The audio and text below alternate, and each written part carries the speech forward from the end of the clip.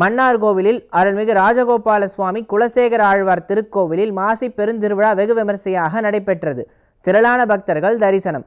நெல்லை மாவட்டத்தில் அம்பாசமுத்திரம் அருகே மன்னார்கோவிலில் அருள்மிகு ராஜகோபால சுவாமி குலசேகர ஆழ்வார் திருக்கோவில் அமைய பெற்றுள்ளது. சுமார் 2000 வருடங்களுக்கு பழமையான இந்த திருக்கோயிலில் மூலவராக வேதநாராயண பெருமாள், நின்ற, அமர்ந்த, சயனம் என 3 திருக்கோலங்களில் அஷ்டாங்க விமானத்தின் கீழ் வர்ணகலாப திருமேனியாக அருள்பாலிக்கின்றார். இந்த திருத்தலத்தில் சேர மன்னரின் மகனாக அவதரித்து குலசேகர ஆழ்வாராக மாறிய பின் முக்தி பெற்ற இடமாகும்.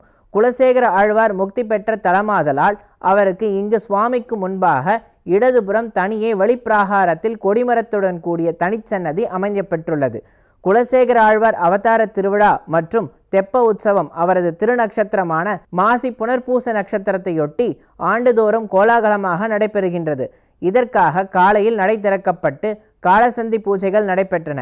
அதனைத் தொடர்ந்து யாகசாலையில் பூஜைகள் நடைபெற்று மகா பூர்ண ஆகுதியும் நடைபெற்றது. ஸ்ரீ ஆண்டாள் ராஜகோபாலர் சமேத கருடாழ்வார் மற்றும் குலசேகர ஆழ்வாருக்கு சிறப்பு திருமஞ்சனமும் நடைபெற்றது.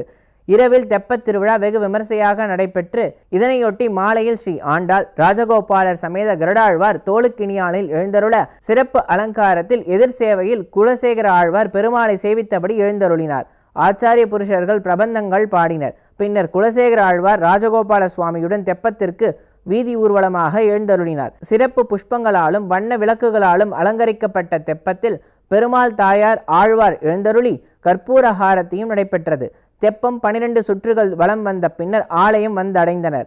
ஆயிரக்கணக்கான பக்தர்கள் தெப்பத் திருவிழாவை தரிசித்து மகிழ்ந்தனர்.